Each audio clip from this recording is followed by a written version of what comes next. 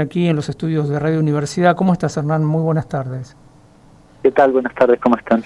Muy bien. Bueno, justo ayer hablábamos con algunos dirigentes yerbateros, nos contaban esto de la cantidad de productores que están involucrados en la provincia de Misiones, que tiene esas características. El norte de Corrientes no es así. Y ustedes además hacen un análisis muy pormenorizado del impacto, analizando números, concentración en el mercado. Me gustaría que nos cuentes un poco eso, ¿no? La parte más núcleo duro del análisis que ustedes han hecho. Bueno, lo que analizamos fue el tema de la aplicación del DNU en el complejo yerbatero. Hay una reivindicación por parte del gobierno de la liberalización de la dinámica del mercado, planteando que eso va a resolver el problema o los problemas vinculados a se supone, a la producción, venta y demás del sector. En general, algunos medios lo han tomado poniendo centralidad en que esto podría tener efectos sobre el precio final de la yerba mate, es decir, el paquete de la yerba en la góndola. No descarto que eso pueda pasar, pero según nuestra óptica, y es lo que está volcado en el informe, nosotros creemos que el problema principal reside en la dinámica interna del complejo. Esto es la desproporción en la relación entre los pequeños productores, los pareferos y básicamente la industria, diríamos, ¿no?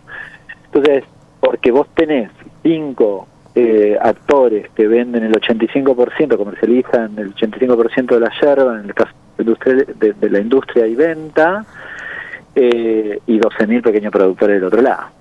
Entonces, esa relación, que claramente es desigual, de alguna manera la regulaba el INIM. Digo, de alguna manera, porque es cierto que había críticas, en general se laudaba el precio, no es que llegaban a un acuerdo, es cierto, pero era una garantía, en buena medida, para el pequeño productor, de no quedar librado a su suerte en esa discusión, que es lo que creemos que va a suceder finalmente en este. Además, el tema del laudo, era una cuestión también defendida por los pequeños productores, porque decían, hay una instancia más para discutir precios en un contexto tan asimétrico.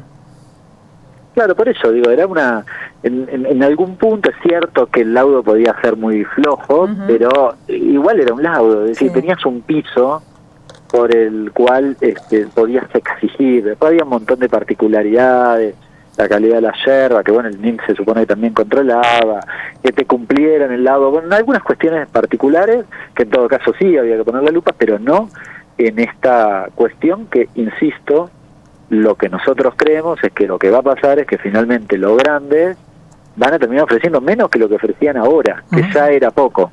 De hecho, hoy la discusión había quedado un poco relativizada en el sentido de que el laudo estaba en 250 pesos, se estaba pagando 370 en general, porque después de la devaluación el precio había quedado francamente muy atrasado. Ahora, la discusión real hoy es, el productor dice, che, llévamelo a 500 pesos, y la sospecha que uno tiene es que es más probable que se quede más cerca de 370 que vaya a 500. Sí, exactamente. Con lo cual no vamos a resolver el problema. Es decir, si hubiese un laudo, probablemente, no sé si 500, pero supongamos 480, 450, 460. Bueno, tenías un precio que volvía a un nivel relativamente más cercano al porcentaje histórico que el productor percibía del precio final, ¿no? Hoy estás en un nivel muy bajo, en el 8%, deberías ir a 12, 13, 15, que es el nivel más aproximado a lo histórico, ¿no? En el trabajo ustedes hablan de desbalance, ¿no? Y que este DNU viene como a potenciar ese desbalance. Una de las herramientas que tienen los productores históricamente en los últimos 20 y pico de años, desde la creación del INIM para acá, era la retención del producto, digamos, organización, y bueno, si no se paga lo que estamos pidiendo, o más o menos lo que estamos pidiendo, no entregamos. Algunos entregaban igual, pero hoy con la desregulación también se autoriza importar de Brasil y de Paraguay, cosa que ya se venía haciendo por otro lado. Digamos que están muy desprotegidos en ese sentido. Sí, definitivamente, y con un agravante que en general se menciona poco, que es que se puede deslocalizar el proceso, claro. Posterior a la hoja verde. Es decir, yo puedo levantar y vender la hoja verde en Misiones, quizás hacer el proceso de canchado o ni siquiera, y llevarlo y procesarlo en otra provincia, lo cual perjudica básicamente al origen. ¿no? Y en realidad la norma complementaria, no me acuerdo qué ley era, pero garantizaba la producción en origen. Sí, todo miren, en los 90 pasó esto. Tal cual, sí. Lo vivimos nosotros acá y lo seguimos de cerca. Claro, se puede mirar qué pasó. Esto es importante, pero si no da la impresión que uno habla, porque sí, bueno, si vamos a ver los números, pasó. Y uno tiene disponible la serie de yerba mate en góndola en la década de los 90, pero es de presumir, dado que la inflación fue muy bajita en esa década, entre el 91 y el 2000, bueno, supongamos que era $1 o $2. Bueno, el productor empezó llevándose $1 sobre el total y terminó en 20 centavos. Claro, y ahí se produce otro fenómeno tremendo que acá se vivió y me parece que está bueno también después empezar a analizarlo, que es el tema de la acumulación de la tierra productiva, digamos, abocada a la yerba mate cada vez en menos mano. Digamos, de la cantidad de productores que había hace 20 años quedan 12.000, y si el proceso se repite y los chacareros, los productores abandonan la yerba, es muy probable que esas tierras empiecen a valer cada vez menos y terminen siendo cooptadas por las empresas grandes, que es lo que pasó. Claro, de hecho el INIM también garantizaba determinadas hectáreas para la producción de los pequeños productores. Es decir, la regulación, a ver, no es que todas las regulaciones son válidas en todo momento y en todo lugar. Esto no significa además que uno no discuta cómo mejorar la productividad, cómo en el proceso a lo largo del tiempo vos logres mayor inversión y tecnología en el proceso productivo, y a veces el subsidio puede generar un incentivo a la inversa. Ahora, en este caso lo único que estoy haciendo o voy a hacer es matar al pequeño productor, con una insensibilidad absoluta.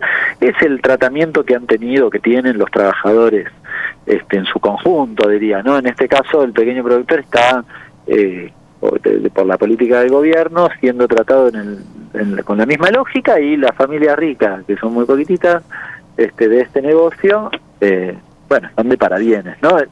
Hay que fijarse quién festejó y quién está preocupado para entender esto.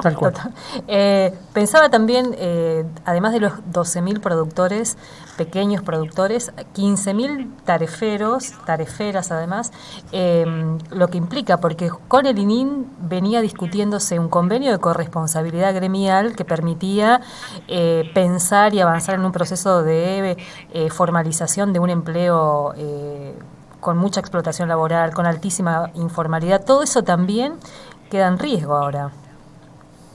Sí, condiciona básicamente el proceso donde vos mejorás o incluís a sectores que están más bien postergados, digamos, ¿no? Entonces, al contrario, le da más herramientas a esa relación desigual al que tiene más poder en esa relación desigual. Eso es lo traumático, y a mí me preocupa seriamente, porque corremos el riesgo, ustedes lo han vivido, nos están escuchando probablemente, quizás aquellos que vivieron la década de los 90, lo han vivido, terminás en este tendal de un montón de productores sin poder producir, y niveles de concentración de la tierra que se incrementan, ¿no? Que va a la par. Me gustaría por ahí que me cuentes con tu percepción, ¿no? Esto ya no es un análisis más científico, es solo percepción. Lo decías un poco al principio de la nota, para mucho público de las grandes ciudades lejanas a nuestra zona productiva, que baje la yerba en góndola es el único objetivo y lo demás no se analiza. Y igual no va a bajar. Claro, además no va a bajar. Porque, por ejemplo, está bien, se retiene la hoja verde y entonces importan. ¿Y cuál es la razón por la cual el que lo pone en la góndola va a venderlo más barato? Claro. Si es margen de rentabilidad, lo va a sostener alto. Así de sencillo. Sí. Además la yerba es inelástica, dicen ustedes, ¿no? Los economistas. En las crisis el consumo de yerba se sostiene o aumenta. Sí, exactamente. Ahora estamos medio mal, pero... Hay una variable que puede ayudar al proceso, que es que tengas un incremento de las exportaciones, y eso en parte depende de la demanda mundial, qué sé yo, depende del contexto y diversas razones, pero si eventualmente eso puede ser, bueno, podrías moderar parte de este impacto, ¿no? Digamos, porque quizás hay podría mejorar el pago al pequeño productor. Digo podría, porque también puede no pasar. Sí. Pero bueno, si hay un incentivo por el precio alto internacional, quizás el efecto va a pegar negativamente sobre la góndola argentina, pero quizás mejora esa ecuación para el pequeño productor, ¿no? Y estaríamos discutiendo otro problema distinto. Ahora, Hernán, ustedes marcan también en este informe otras medidas que aparecen y que hoy en Misiones una de las tapas uno de los diarios tiene en la tapa que se dieron de baja 350 cooperativas. O sea, hay que mirar la vigencia de este DNU y cruzarlo con un montón de otras variables. Bueno, esto de las cooperativas, la cuestión de la vigencia más allá de esta presentación judicial de la derogación de la ley de tierras, que en nuestro territorio eso es muy importante, la discusión por los territorios indígenas, la discusión por la cuestión medioambiental, es decir, mirar todo esto un poco en ese contexto también. Es que creo que es parte de un paquete un poco más grande, ¿no? Entonces, en ese contexto, ¿a qué me refiero con el paquete más grande? Y hay un escenario tendiente a la desregulación generalizada. Entonces, esto que recién mencionábamos, lo ves en cualquiera, digamos, de los mercados, si querés. Así que sí, comparto que es un problema, es decir, la ley de tierras complica esa cuestión, porque facilita aún más que, por ejemplo, si proyectamos lo que estábamos hablando recién, facilita aún más que el grande se quede con una porción adicional. Claro. ¿Y cómo ves lo que sigue? ¿En qué sentido? En términos así, un poco integrales también, ¿no? Más allá de la cuestión del sector yerbatero, en esto, lo que sigue. No, complicado, complicado, me parece. Yo no veo un escenario, uno diría para adelante, a ver, estábamos mal, recontraprofundizamos esa situación, es decir, perdiste 20% de tu poder adquisitivo en 3 meses, es decir, estoy 20% más lejos de mejorar mi situación, con lo cual la pregunta es, bueno, ¿de cuándo recupero este 20% que pasó ahora? Y después empiezo a recortar también lo que pasaba antes, porque noviembre del año pasado no estábamos bien. A ver, bueno, ¿cuándo? ¿Cómo no sé. también, no? ¿Cómo? Sí, ¿cómo pensé? Lo pienso desde el lado del trabajador, del lado del jubilado. La pregunta o la reflexión que vos decías está bien. ¿Cómo lo logro? Porque a mí yo no le encuentro razones para que eso suceda. Con este contexto, ¿cómo voy a hacer? Si cuando yo tenga maguita voy a ir a comprar, me aumenta la presión. Porque la lógica está dada de esa forma. Ahora están aumentando las tarifas de gas y demás. Con él es la lógica, la dolarización. Entonces, ¿cómo me va a ir mejor? Es raro, ¿no? Pensar que dentro de 3 meses voy a estar mejor, genial, o voy a recuperar de mínima lo de noviembre del año pasado, que a tal altura parece muy deseado, diría, ¿no? Sí. Además, nosotros estamos en la frontera, vuelve a convenir, entre comillas, cruzarse a Paraguay o cruzarse a Brasil. Hablemos castellano, vuelve a convenir contrabandear, digamos. Y te das cuenta que un kilo de arroz cuesta 1.200 pesos en Encarnación y acá te cuesta 3.500, 4.000 pesos. Bueno, después están las cuestiones que la Argentina es cara en dólares y tiene salarios incluso más bajos del resto, ¿no? Pero bueno, en términos generales a mí me da la impresión que la situación de cara al futuro puede mejorar en términos de la macroeconomía y las cuestiones financieras, sí. Ahora, para la vida cotidiana de los argentinos, yo no le veo cómo podría plasmarse eso en una mejora de nuestra vida cotidiana. Tal cual. Hernán, te agradecemos enormemente tu tiempo y tu amabilidad de atendernos. Abrazo grande. Muchas Igualmente. Gracias.